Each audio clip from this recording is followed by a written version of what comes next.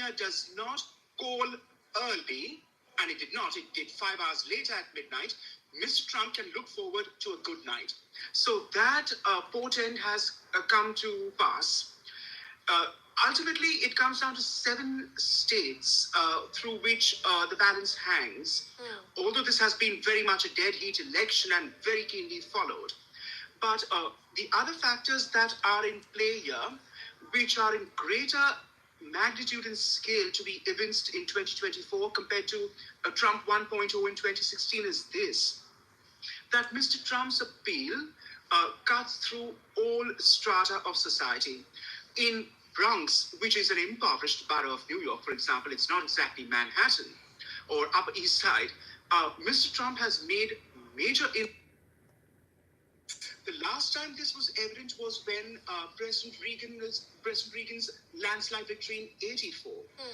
So there is something of Mr. Trump's appeal which speaks not just to that, to also Hispanic voters, and also within the Indian American community, which must impinge upon your program, among male voters. There is a pattern evinced in that female voters do plump for Miss Harris, even Indian diasporic voters compared to their male counterparts. And you would remember as on the eve of the elections, former President Obama made a very chiding speech, almost like a schoolmaster, to the black community of males, that they ought to be getting their act together and stand up to support a female and not be, pandering to chauvinist politics or the thought that Mr. Trump stands for with alpha male attitude and that sort of thing. I do not believe. The main difference between the teeth in a day process and Nuvia's 24-hour process is that with Nuvia, you are getting your permanent set of teeth within 24 hours. They're a stronger material and also more durable. Whereas if you go with the teeth in a day process, you are getting a weaker material that can fracture on you while you're healing, and it can take up to 10 months to get you. I would personally like to see, with our special relationship between London and DC, is one would really like to see this. And I don't just speak for London in unofficial capacity. I'm not a government person. I'm just an academic. We would like to see less dysfunctionality and chaos. Because to bring Trump 1.0 in 4 years, it's a rotation of 26 cabinet secretaries, total 44 senior officials. I mean, Mr. Trump at the end of the day is an entrepreneur. So he has this hire and fire attitude and this open door policy. But that may work in a workplace where you are a capitalist or an entrepreneur, if not in a government setting. So one would like to see less of that chaos ensuing in the next 4 years. That is what I would like to put forward at this point in time. Right, Berzin, thank you so much for sharing your views there. We also have on the broadcast Professor Brahma Chelani, strategic affairs expert, who's with us on the broadcast now. Professor Chelani, if we take a look, and we have so far not been talking about the geopolitical significance of the US elections, has that at all impacted what we see happening at the US elections at the moment, and where and to what end the scales really are tipping? The entire anger at the White House over its stance on the war in Gaza, do you see that Kamala Harris is bearing the brunt of all of that? I think the deepening U.S. involvement in the wars in Ukraine and the Middle East certainly has played a factor in disenchantment in the U.S. toward the Democratic Party. It's clear that the traditional Democratic Party base has eroded, and that some of the constituencies that traditionally voted for the Democratic Party, including the American Arabs, have either not voted for Kamala Harris or the enthusiasm for the Harris ticket was quite weak. So it has had an impact on voter turnout, on votes actually cast in favor of Kamala Harris. So all said and done, it appears that foreign policy, after all, is indeed a factor in U.S. elections. Contrary to what many people say, people say it's the economy first, it's the domestic issues second, but they always place foreign policy much lower down. But it appears that at least in a close contest like the one that is unfolding now in terms of the counting of votes, that, for example, in some of these key battleground states, the margin of victory is only 3 or 4%, it appears that foreign policy issues, especially Biden's deepening involvement in the wars in Ukraine and in the Middle East, have created this kind of reaction within the U.S. because people don't like wars. They don't like the U.S. to be involved in wars eternally. The U.S. has been fighting wars, one war after another, throughout its history. And I think... Hey, Ronaldo, how are you? In the US, Khadija, how you doing? in the favor of the Yeah, party and we are we should not forget that following the results of the elections, the U.S. presidential elections 2024. The results are coming out, and so far, it's looking very good for Donald Trump. But we have about 5 more states to go to see if anything will change. Yes, this was a very keenly fought election. Yes. Like I said earlier, I know history was going to be made either way. But let's see how it goes. It's not over until it's finally over. Or even on gun control, they're pretty gung-ho on owning guns. But on interventionism, and intervening in the affairs of other countries, the Republicans are more of this hands-off approach type of people. Okay. All right, Professor Chelani and Brazil, thank you so much. Just stay on with us. We're cutting across back to CNN to see when at all is the Republican candidate Donald Trump going to be addressing the West Palm Beach. We are, remember, waiting for him to address that watch party there. But let's take a look at what's happening at CNN. What are the further projections releasing? 50 in the battleground states. So you have to eliminate the third-party candidates and just get above him. Just get above 49, get 49.5. Well, Trump tonight blew that part up, at least where we are right now, because he's above 50 in Pennsylvania. He's above 50 in Michigan, where he was at 48 again. When you go back to 2016, 48. Trump was a constant, except this year he grew. He grew, or he's growing anyway. We don't have the final numbers right now, but he's above 50 there. And then in battleground Wisconsin, I won't go back and forth again through it again, but he was a 47, 48, 2016, 2020, and there he is above 50% with again. This state decided by 20,000 votes, 2 elections in a row. Donald Trump's ahead by 125,000. This state won by Joe Biden last time by 154,000 votes. A big win for the Democrats here. Then the Democratic governor wins in 2022. The Democrats make gain in the legislatures. Democrats think Michigan is growing in their favor. Donald Trump's 243,000 votes ahead with 69%. Still some room there, maybe, to see it happen. That's the one with the most outstanding vote.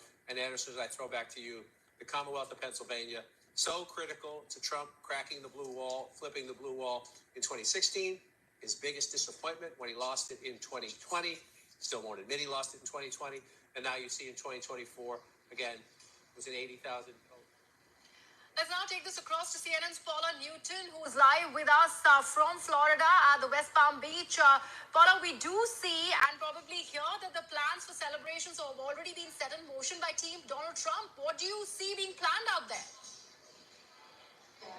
Absolutely. There have been so many, dozens and dozens of Trump allies, people who have worked for Donald Trump, who have just entered the room. We are told that, in fact, the former president has left Mar-a-Lago and will arrive on the stage behind me momentarily. He has absolutely decided that he will claim victory here. His allies here have already told me that this is time to celebrate. They are taking this win despite the fact that the election hasn't been called yet. Really, it has been a sobering reminder that Donald Trump has been able to put a coalition here, to be able to defeat Kamala Harris, the first woman who many believe in the Democratic Party would be the first woman president. And it does not look like that history will be made again as well. Donald Trump, his campaign advisors saying that they have put together quite a coalition. They believe it is a diverse coalition. They also believe that right now they have flipped the Senate. They are hopeful that they will retain the House of Representatives. They have quite a mandate to govern here. It is looking as if the former president will as well win the popular vote, which is something he has not done, certainly in the prior two elections. We continue to await Donald Trump. How is getting cash out still a thing? How is this thing? Two of those battleground states, he's leading in rest of the five. What do you think really has worked for Donald Trump? It is an interesting thing, but given CNN's exit polls, many Americans at the end of the day seem to have been afraid that Kamala Harris would pull the country too far to the left. The majority of them seem to have rejected a progressive agenda. Immigration made people nervous, but also those cultural touchstones, things like transgender rights. The Trump campaign ran a lot of those ad campaigns throughout those states for many, many months, and that seems to have hurt her. And again, remember, she has not been at this a long time. At that CNN debate, everyone was shocked at Biden's performance, and we have to remember, she has not been allowed to be the candidate for that long. Was it more of what Kamala Harris couldn't do other than what the Trump campaign was able to do? We will never know for sure. But right now, Donald Trump, this has been his most successful campaign, and it seems to have won him the presidency. Right, and rightfully so, Paula. All eyes are on the Trump HQ. Now, Republicans have also gained control of the Senate after 4 years. Now, how do you think is the Trump camp looking at that? And this probably is going to be making the presidency of Donald Trump even more powerful. Absolutely, and remember, we have the 6 conservative justices on the Supreme Court as well. This is full steam ahead. When you look at the Trump agenda, everything that he has articulated in the last few months that he wants to do, and remember, that involves deporting, he says, millions of illegal migrants here in the United States. He is saying he's going to go full steam ahead of that. Remember, there are many points of controversy with that policy. If he had not flipped the Senate, if perhaps the Democrats regain the House, there might be some backstops. If he ends up with all of Congress plus the Supreme Court, it is likely he will be able to have a very ambitious agenda. So look for chapter and verse what he articulated in his policies for the last few months, and he may be able to get much of that done. We are again waiting for the president's arrival. They will announce him shortly. Right, Paula Newton there. Probably any minute now, Donald Trump is going to be arriving at the West Palm Beach, like Paula is reporting from, and we are going to see him address that huge gathering, the watch party of the Republicans. All the supporters of Donald Trump have gathered over there. But right now, what we're doing is cutting back live to CNN, and let's see what's happening over there. Working class party, that is a shock, but the policy implications for planet Earth are yet to be known. I mean, I think that's the real open question. So are we getting 20% tariffs? That's going to be devastating for the economy. Are there going to be mass deportations on American soil? That's what he ran on, and I believe it's actually the mandate the voters gave him. So I think on the tariff things, as you see, tariffs are a negotiating tool, right? That's what it was in the first administration. That's what it'll be in this administration. There are 350,000 criminal aliens here in the United States. I think it'll probably take 4 years to find, locate. Let me go back to my guest on the broadcast. Berzin Wagmar continues to be with us right here on CNN News 18. Berzin, let's talk about the key 7 swing states. And out of them, Michigan was one state that had Kamala Harris leading. But unfortunately, even that is not working in her favor. Where do you think Harris's campaign really went wrong over there? We did see how, Donald Trump had ended up slamming her campaign, her position on EVs. Do you think all of that together has worked in favor of Donald Trump, and none of that Arab American Muslim population working and voting for the Democrats seems to be working for Kamala Harris? Yes, and particularly with following the October 7th massacre, we saw Arab Americans who feel frustrated at the administration's partiality towards Israel as they perceive it, which is not really the case because Israel has always been important to the American foreign policy context. So you will see, and there have been spectacular displays leading up to the election of Arab Americans stating that they would register a protest vote in favor of Trump against Ms. Harris. And the interesting thing is this, that despite what happened in Gaza and in Israel, which is still battling on 7 fronts of war in the Middle East, the Abraham Accords do hold with Bahrain and the UAE. And that was Mr. Trump's triumph in his first administration, and credit where credit due to him on that. And that has held in due course right through after October 7th. Regardless of what Arab Americans and other Muslims in the diaspora, American Muslims in the diaspora feel, it is interesting to note that the response has been rather mute officially from, say, Bahrain, Riyadh, Abu Dhabi, Kuwait, and elsewhere about what Israel is pursuing as its self-defense. So, and also that points out that there isn't a Muslim monolithic voice. Arab Americans, as diaspora, immigrant sorts, hyphenated identities, may have these notions. Likewise with Pakistani Americans, Iranian Americans, so on and so forth. And it is that demographic that has traditionally always, the hyphenated identities, as I pointed out, who veer towards Democrat politics. It was so with the Indian Americans once upon a time too. Not anymore, as Indian Americans and even as British Indians who prosper and do better tend to take a more conservative stance in life, and therefore will veer towards either the Republicans on that side of the pond or the Conservatives where I am in London. So that is to be seen.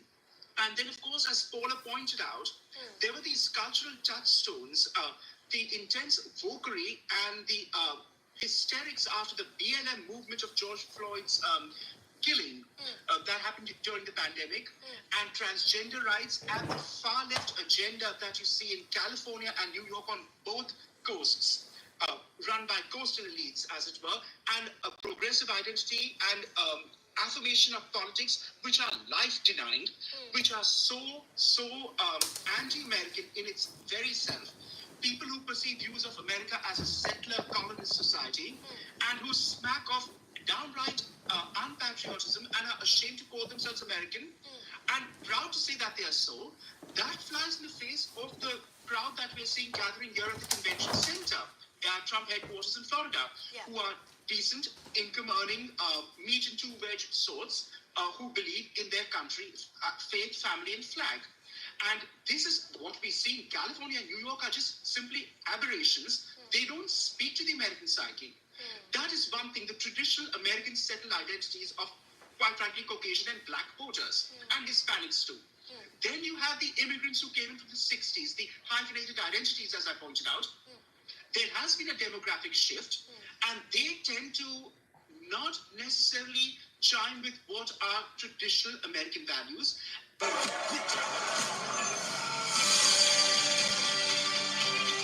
what do you do for work? I'm an apprentice. Oh, for whom? Come, follow me. You think it's true what people say about it? It's not like anyone I've ever worked with. There are many good life lessons to be learned from sport. So help me. I'm nobody. You're somebody to me. These mushrooms make you feel better.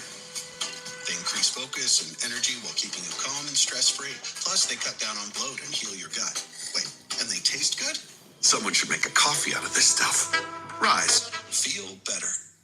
Of ambivalence in these diasporic communities that doesn't sit well with the settled identities of Americans. The whites and blacks and Hispanics that I refer to, who have no other extra loyalty to an old country or elsewhere, particularly with whites and blacks, for whom America is first and foremost the only country. So, Brazil, what do they resonate with? You mentioned about the 2020, George Floyd episode, and nothing seems to have worked in favor of Harris despite all of that, and despite that schooling that you were talking about that Barack Obama gave to specifically the black men of America. If we go back to one of the key and biggest swing states, that's Pennsylvania, it is seen how the black American voters, especially the males, they have doubled for Donald Trump. because that chimes in with a general view in that Mr. Trump stands for a no-nonsense, rough and ready alpha male personality, and that black males, alongside other males in the demographic, who feel that they have had to pander to fourth wave feminism, progressive politics purported by intellectuals, university goers, journalists, the general commentators in the public square as such, who beat down upon dead white males all the time as the source of all evil, as the source of all problems. Now, that is not exactly with the black male vote, but where they do come into the picture and they embrace Mr. Trump is because he doesn't sound like a glib insider in the capital beltway. He's not a DC man. He tells it as it is, and he has this "what you see is what you get with me, take it or leave it" attitude. So that does work in his favor. Miss Harris, Mr. Biden, and the others would always answer questions or project themselves in political terms. There is diplomacy and tact on their part. Mr. Trump doesn't set any premium by that, and he never has or never will. So that does go down well with the, as you would say in India, the arm army or the common man. And that is what is chiming with the left behinds. Those are within the continental US, not the coastal elites, not the ones who can fix the system, not the Davos Club going swords. And therefore, that is why we see it is the politics of despair and frustration that even if we are not doing well for ourselves, at least we stick it to the system with a, finger up attitude. And that's where the vote goes in favor of Mr. Trump. What about the women voters there, Akbar? The fact that there was so much celebrity endorsement, especially by women influencers for Kamala Harris. There was that entire talk about how women must have an autonomy on their own bodies, that entire revocation of the abortion law, the Roe v. Wade, and none of that also seemed to have worked in favor of Kamala Harris. Where do you think that really, in that area, did her campaign really lag behind? Briefly and bluntly put, Ms. Harris is an underwhelming politician. She has been for all purposes and intents. Now, partly it's not her fault in that a vice president always lives in the shadow of the president. That is always a given. But even on her own and her past, when she was the prosecutor general in California, for example, her policies were not exactly memorable as such. She does, and incidentally, but then you can't fix everything. Is just thrown up in the air with so many points. For example, we know what Mr. Trump's perspective is on tariffs and trade. Guess what? Ms. Harris also voted against the USMCA, the US-Canada-Mexico agreement, which replaced NAFTA, the North America Free Trade Agreement. So in that sense, she was also pandering to the working-class Democrat voters, the factories goers, who wanted to see, an America First policy of economic protectionism. Now, she may have made these gestures, which is all very well, because you have to play to all your constituents if you are going to be a one large tent inclusive party, which is what the Democrats have always voted to be, more so than the Republicans in their rhetoric and temper and tone. But it has clearly not gone down well. And therefore, despite the best of attempts and with the women rooting for her across the landscape, it would seem not come to pass. Rosine, stay on with us. We are cutting back across to CNN, and let's see what's as we await Donald Trump and his arrival at Florida to address that watch party of supporters of the Republican Party. Let's take a look. From here, and then you come over here, Navajo County, and down here in the southern part of the state, Yuma County, 64% of the vote. Again, you think, oh boy, but that's double. That's almost double when you look at the raw vote count there. So how does he do it, right? So that's Arizona. You come up to Nevada. Again, it's not in Clark County. That's Vegas and the suburbs around it. But in these other places, that's the end of the campaign when everyone's obsessed about why is he only talking to his base? Well, he was talking to those people, and they turned out, and he overperformed in a lot of Republican counties. Most of the places he overperformed dramatically. This is by 3%. You'll see suburbs where that'll be something we're talking about in the days and weeks after too. by 1 point, a little 1.5 points. This is 3% or more, right? So when you look at this, don't think about California yet. Let the votes be counted. So these are all the counties where he overperformed by 3% or more. Over his 2020 number by 3% or more.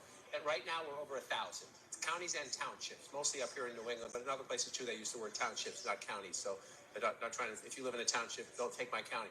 But there are 4,600 counties and townships, and in more than 1,000 of them, he has overperformed. But the thing is, they're mostly red. There are some blue, and the Democrats have to study that. But the idea of, we always say, are Republicans going to stand up to Donald Trump? Not looking at that, they're not, because he's increasing the vote that he already got. He's up over 2016, up over 2020, and now up over 2024. So you come in here and you look, and it includes Bucks County, very significant, close in there, and these other counties out here that Donald Trump likely wins anyway. So let's just bring this out now and come back to the real world. Can I just make one more note about Bucks County? Can you bring us back to Bucks County? Absolutely.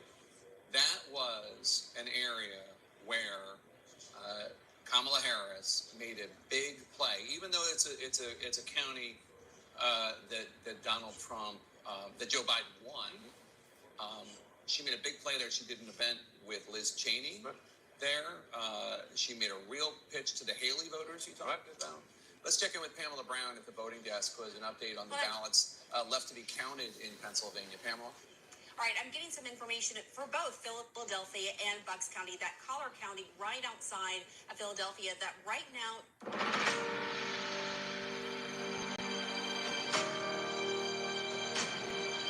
by an official there in Philly, the maximum left for mail-in ballots, the outstanding mail-in ballots is 31,000. But this official says, look, there's going to be some issues with some of these. The signatures don't match up and so forth, and it's too late for them to be cured. So that's the max amount. Let's turn it over now to Bucks County. Again, this is a county that Biden won in 2020. It's typically a blue-leaning county just outside of Philly. I'm told by an official there are 56,000 mail-in ballots left to count out of 140,000 mail-in ballots cast there overall. And they're still waiting for 41 out of 304 precincts to report the results of in-person Election Day votes as well. I should note these counties across Pennsylvania, including Bucks, including Philadelphia, they're going to be continuously counting there until every mail-in ballot is counted. That's per the law there. Jake? All right, Pamela, thanks so much. Appreciate it. I'm sorry to interrupt.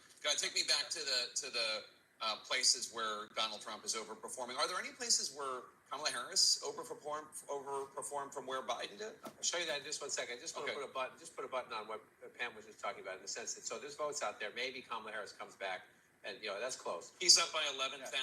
So maybe she comes back, but again, you're talking about the margins, right? He's winning by 4. Right? If she comes back and beats him, it's going to be 50-50, 51 right there. Again, underperforming the president in places. So you asked, are there any places that the vice president is overperforming Joe Biden in 2020? So we can show you that as well. We just bring that out here. Harris overperforming 2020. Holy smokes. There you go. So let this go away and see if there's anything on the east side there. Literally nothing? Literally nothing. Literally not one county? By 3% or more. At least in the county right now. And so you come in full county there. So there you see, but that's states, yeah. So in counties, in 58 counties. We just showed Donald Trump was over 1,000 counties of the 4,600 counties and townships across America. So if you do the full county level, there's where you see Harris at the moment. Again, there might be more out here on the West Coast, possible 1 or 2 more as they finish the count here. But in the states that matter, again, I just showed you all those Trump counties. In one county, in Battleground, Pennsylvania, she's outperforming President Biden by 3% or more. There were Biden stalwarts who argued that kicking him out of the nomination was a mistake. Now, I don't know that I buy that, because I don't know that the Joe Biden of 2024 is the Joe Biden of 2020. But what do you think? I think that, so let's come out of this map to have this conversation, just to show where we are at the moment in this race. Let's turn this off here as well. After the debate, all of the energy collapsed. The debate you moderated with Dana, the Biden-Trump debate, the air came out of the Democratic balloon. Joe Biden was going to get blown out. So you think it would have been worse because Minnesota and Virginia, New Mexico, Colorado, those would have been. Would the Democrats have lost those in the end? I don't know the answer to that, but all of the Democrats would have broken with the president. It would have caused amazing dissonance in the Democratic Party. Donors were not going to give money. And again, I don't want to be disrespectful to the president of the United States, but have you seen anything? The vice president of the United States looks like she's about to lose the presidential election. She was campaigning vigorously from the second she got the nomination up until the votes counting today. Is there any evidence on the table that the president of the United States could do half of what she did? No. A third of what she did. I mean, No. we could go. I don't want to. I agree. I don't want to be mean to the president of the United States. No, and we saw over the last week him calling Trump supporters garbage, et cetera. Like I can tell you from my first trip 15 months ago, people were saying, "Where's the president?" I think one of the legacy conversations about this election is not just going to be the switch from Biden, but the 2 years before that. Yeah. You would travel and people would say, "Where's the president?" He was invisible because he couldn't do events, and he wasn't talking about his record and his agenda and trying to explain that cost of living stuff, trying to explain that, yeah, it sucks in a lot of places, but look around the world, the United States is actually doing better than most advanced economies. He was missing. Yeah, there's going to be a lot said and done and told about that. Let's check in with Caitlin Collins, who's at Trump's headquarters, ahead of remarks that were expected by the former president. Caitlin? Yeah, Jake, just to give you a reality check of where the Trump campaign has been watching this election day play out, they woke up confident this morning that Donald Trump would win this race. But when I was talking to them about what they thought the next few days were going to look like, one, they thought that this would go on for several days. They did not think that the numbers would be as generous as they are, as what the numbers have been coming in, as they have been reported.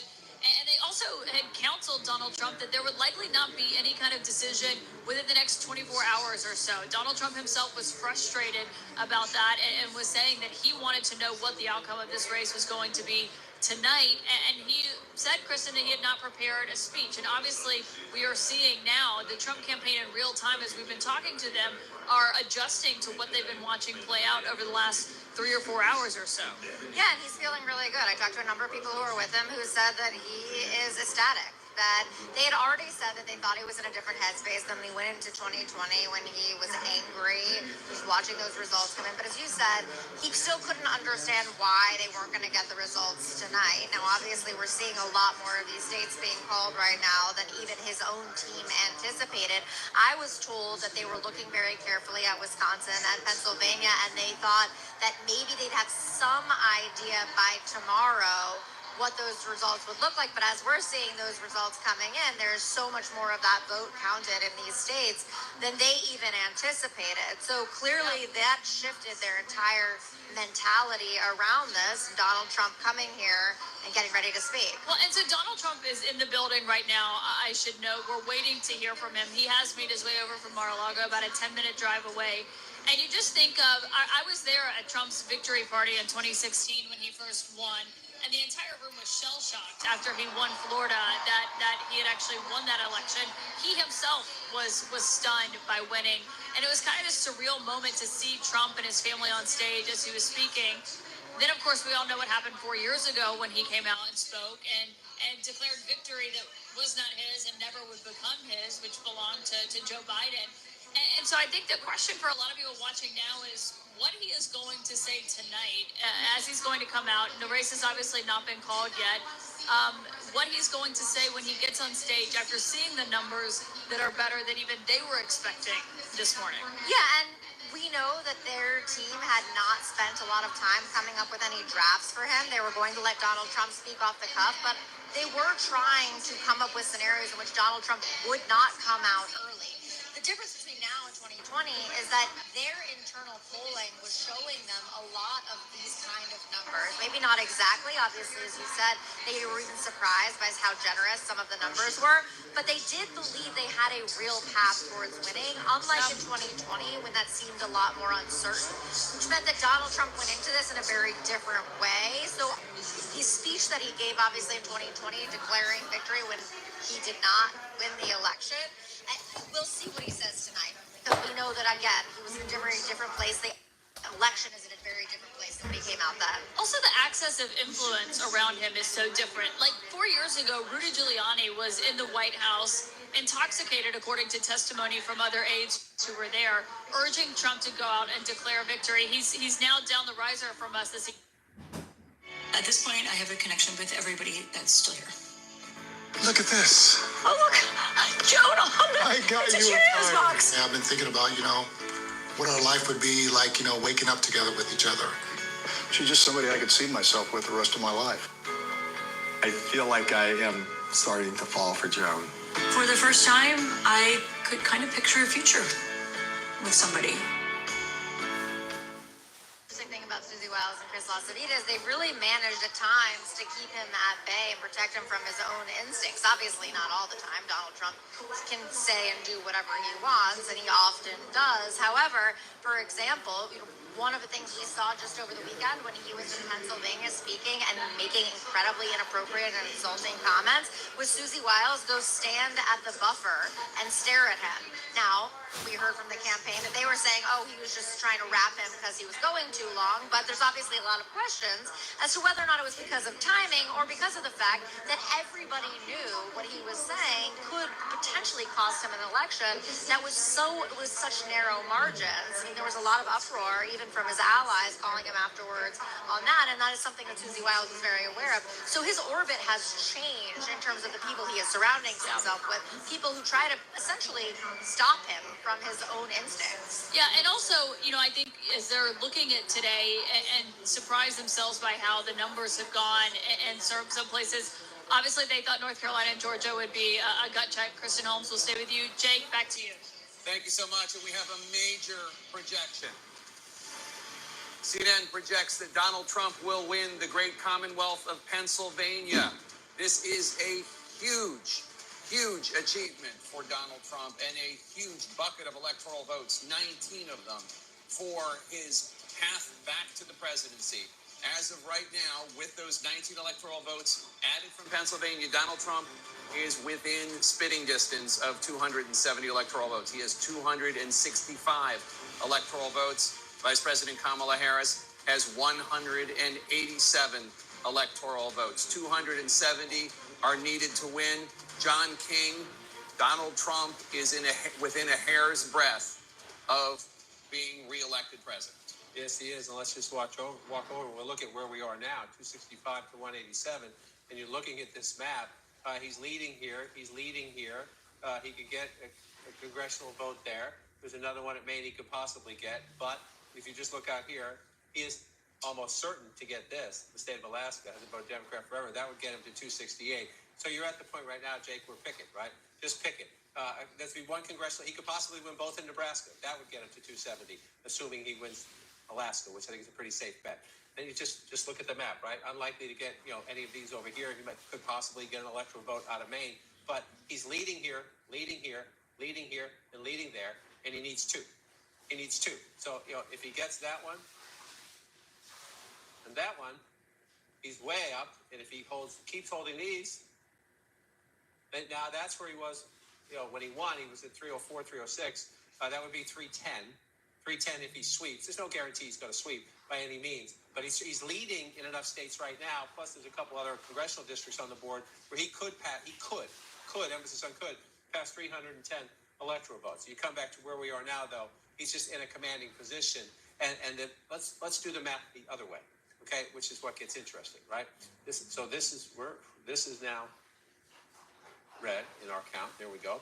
That gets Donald Trump there. Here's the challenge when you do the math the other way. You assume that stays for the Republican. Let's just, for the sake of argument, big comeback for the Democrat. Democrat holds New Mexico, holds Minnesota. Excuse me for that one. Wins Wisconsin. Wins Michigan. See this count? It's New Jersey. There's Connecticut. There's New Hampshire. Pop it out. What do you want to pick? You want to go state? Well, you could even go statewide. It's not going to happen, but let's say statewide. All right? You do all the Maine, come back up. What does that get you? All right? So it comes down to this: if she wins everything. the Pennsylvania is what makes Donald Trump. Again, we're not done until we're done, but Pennsylvania, in every path she had, any reasonable, plausible path for 270, included the Commonwealth of Pennsylvania for the Vice President of the United States. So you get to a place now where, as you come back over here, you're just looking at this map and you're saying, is she going to win Alaska? No one's going to Vegas on that one. So where is she in any of these? Do you start coming back? Is there any way to come back? 73% of the vote. It's 266,000 votes. Again, let's just look at the live outstanding vote. Move this up so you can see it better. Yes, the outstanding vote in Michigan is disproportionately Democratic, but there are a fair amount. See those big red circles? Fair amount of Republican votes out there. We have a 266,000 vote lead and a map that looks like that of what votes out. Again, I don't do impossibles, but I do improbables, and that's improbable. You come over here to Wisconsin, again, 119,000 votes ahead. That's come down a little tiny bit. It has. But it's a state won by 22,000 votes in the last two elections. And Donald Trump is ahead at the moment by 119,000 votes. And so, again, you're looking at what's left. You're at 92%. Sure, the biggest is here. But look at those. Those are modest circles for Republican votes as well. Essentially, in chess, she's blocked. Donald Trump's not across the line yet because we have more states to go through. But she is essentially blocked from getting to 270. All right, stand by for a projection because CNN can now project that Kamala Harris will get that one electoral vote from Omaha. Nebraska gives its electoral votes according to congressional district. Kamala Harris will get one of them. Donald Trump will get another one of them of the five. Let's look at the electoral map. Donald Trump now has 266 electoral votes because we just gave him one from Nebraska's, I think, first congressional district. Kamala Harris has 188 because we just gave her one from Nebraska's second congressional district. 270 are needed to win. Donald Trump needs only 4 more electoral votes in order to be the president. Dana? I mean, Pennsylvania, if you look at those numbers, 266. 4 more. And you just saw the math that John did, the path that the different paths that he put out there for Donald Trump and that for Kamala Harris. And I'm so again, proud. we're not. I mean, that map of where she did not perform, the completely grayed out map, where she never overperformed Biden more than 3%. That's just rough. I think there are two stories here. One is the burden that she faced, and to go back to the very beginning of the night when we did the right track, wrong track. 26% of the country thinks that the nation is in the right track. 72% think they're in the wrong track.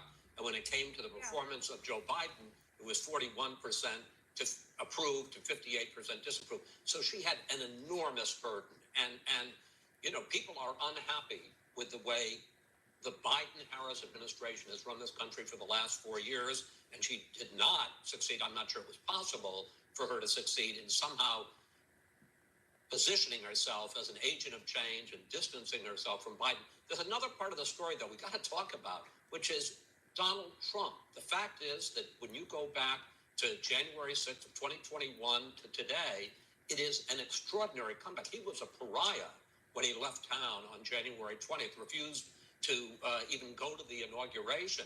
There was the vast majority of members of his own party wouldn't be seen with him. He, over the course of the 4 years, he proceeds to win himself back into the party, declares right after the tremendous defeat of the Republicans. There was certainly an unsuccessful showing in the midterms in 2022, wins a contested primary, and this is his party. This is these voters. Not just his party. What? It's not just his party now, and that. No, it's his country. I mean, we have to be careful. We haven't called it yet, but Pennsylvania makes it extremely tough for Kamala Harris, and that's one of the things. I mean, the Trump side of this, one of the most extraordinary dynamics that we didn't necessarily see coming was that there still was a hidden Trump vote.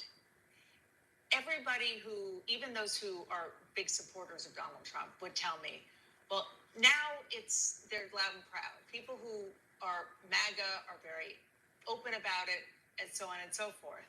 Except if you look at just these exit polls across these states and then nationally, there are so many pockets of formerly Democratic sort of coalition voters who have moved in an extraordinary way. I mean, Latino men, an 18-point swing for Donald Trump. He got 18 percentage points more among Latino men than he did in 2020. Also, the campaign made this concerted effort to go after the never Trump vote, being out there campaigning alongside Liz Cheney, talking about having Republicans in the cabinet. It seems like that did not move people, that is still in some ways the never Trump community is kind of a homeless community, and it didn't help Democrats in this conversation in really any of these states. You don't get the sense that there was this vast, as you said, hidden vote that somehow pollsters missed or that people voted in secret. That kind of conversation, it just looks like it didn't pan out. The fact is that the Trump campaign identified what the majority of Americans, and it appears that for the first time he is going to win the popular vote in addition to the electoral vote, what they cared about. That what they cared about is the fact that a box of cereal costs $9, that with Southern Republican governors shipping illegal immigrants north, that the whole migration issue has become a national issue, that you feel it in New York and Illinois and a bunch of northern states. The transgender issue was this version of the cultural wars. And, people were surprised at the fact that he spent more money on the transgender issue than he did on the economy or immigration in terms of advertising. And it obviously seems to have worked like gangbusters. So he really identified what the concerns of the majority of Americans was, and he played to it. And she faced this overwhelming burden that people just didn't like the direction of the country as it stood now after 4 years of Biden and Harris. Yeah, well, and, the big term of 2024, Anderson, is the manosphere. And we're all living in the manosphere now. Hi, girls. My name is Josh, and I'm an Uber driver. Can you give me a discount for this Labor Day sale? The Air Moto is amazing. I use mine all the time, and I want to buy multiple units for my family. Hey, Josh. What stands out? I mean, listen, I'm still convinced that Kamala Harris performed better than Joe Biden would have tonight. I just think that there were so many of us, even those of us who didn't like Donald Trump, who after the debate performance couldn't in good conscience vote for Joe Biden for 4 more years. But there were tremendous headwinds here. I think there was a misreading, and I'm guilty of this to some degree, of a lot of people don't like Donald Trump, the man, but they felt better when he was in office. That's just the fact. It's the border. It's feelings around crime, feelings around the economy. And I think there was this very powerful ad, the Republican Jewish Coalition, that was all over the airwaves. A bunch of women sitting around, Jewish women, just saying, I can't stand him, but I felt like we were supporting Israel and we were stronger and we were tougher. And I think that resonates with people. Yeah. Look, I don't want to engage in an autopsy prematurely, and I'm sure there'll be a lot of discussion, not just about what happened in this campaign, but about when parties lose, it's an occasion for evaluation, and I think the evaluation is necessary. Do you think the Democratic Party will do that? I think I think it will do that, and it should do that. And I said, as I was saying to you guys before, I appreciate the Democratic Party because I think it believes in the use of institutions to help lift people up, and that we're a better country when you do. But the Democratic Party has become more of a suburban, college-educated, professional party, and it still feels allegiance to working people, and it still tries to fight for working people, but it approaches working people like missionaries, like Margaret Mead would approach the natives, and they come and the Democrats say, we want to help you become more like us. And the implication is that somehow if you work with your hands or work with your back, that you're less than. And these are the people who make our country go. And they deserve respect and dignity. Everybody deserves that.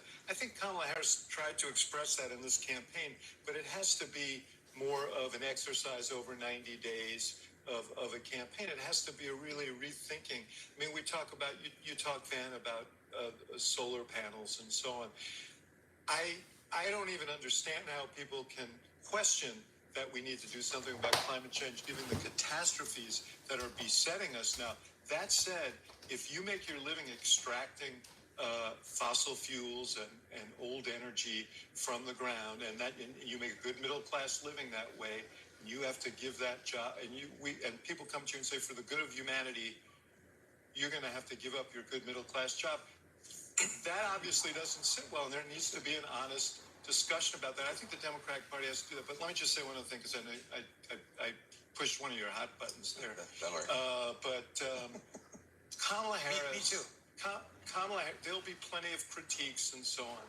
Kamala Harris completely overperformed expectations. I think she handled herself with a lot of grace. I think she did. She probably turned in one of the great debate performances.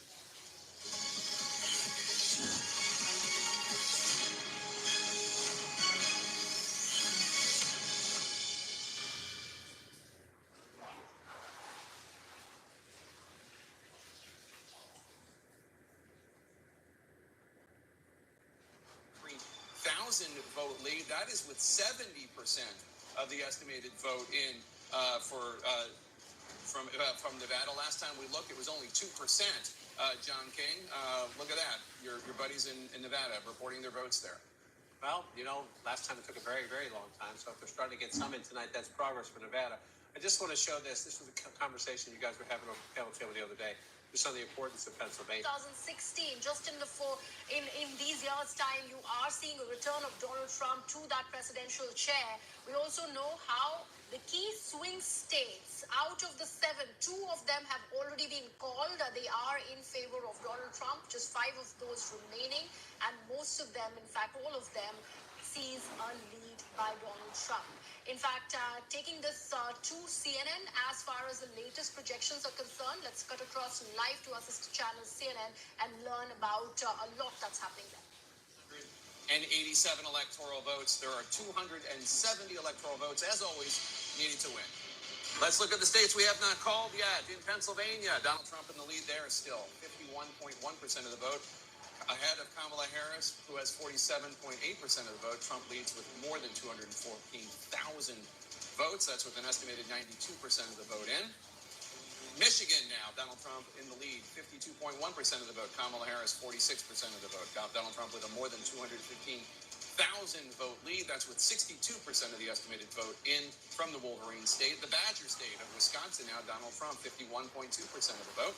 Kamala Harris, 47.2% of the vote. Donald Trump, more than 113,000 votes ahead of Harris with an estimated 86% of the vote in from Wisconsin. In Arizona now, Donald Trump in the lead there too, 49.9% of the vote. Harris with 49.2% of the vote. Donald Trump with a more than 12,000 vote lead.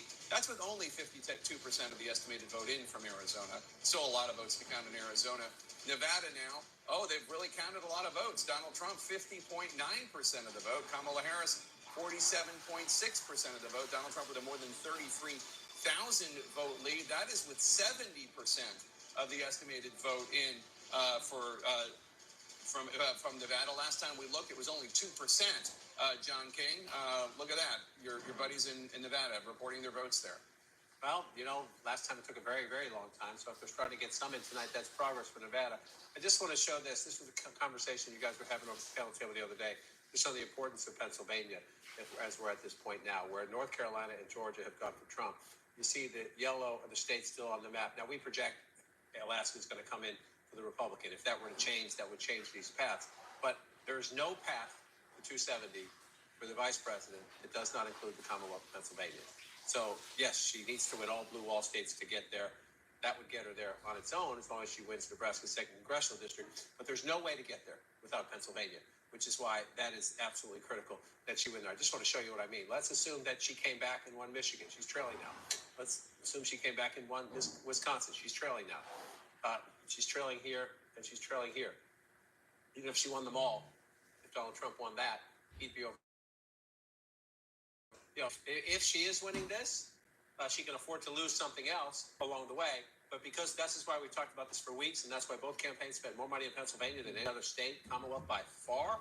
The 19 electoral votes, 19 versus 16, 19 versus 11, 19 versus 10. It just affects your path to 270 math in such a profound way. So as you look at where we are now and you come back out into the latest vote count right there, Pennsylvania is paramount. That does not mean the other ones don't matter. Just winning Pennsylvania wouldn't be enough to get her there either. I'm just saying she can't win without Pennsylvania. Donald Trump can. Donald Trump can, but she cannot win without Pennsylvania. And so if you look here right now, where are you? The numbers very, very closely from all we know from the Trump quarters, and only then probably that drafting of that speech has been done. Probably the Trump. Want to earn cryptocurrency? Try Coinbase. Coinbase simplifies buying, selling, earning, and learning about crypto with a user-friendly design that encourages you to learn about crypto by offering rewards for watching short and informative videos. Over $100 million have already been earned by customers to date. Want to get started? Check out Coinbase to learn what else you can do with crypto. Sign up today.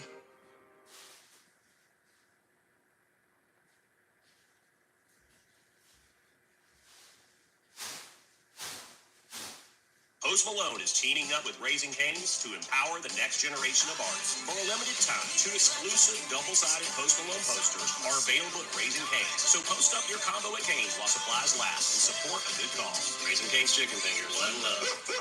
There, CNN's projection talks about how he's already got 266 as opposed to 188 for Harris. Just 4 short of the magic number of 270, but he's way beyond the halfway mark. There you have Donald Trump.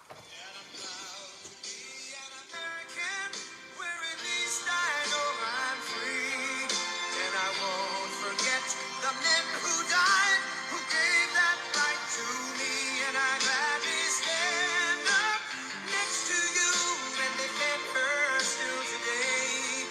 'Cause there ain't no doubt I love this land. God bless the USA.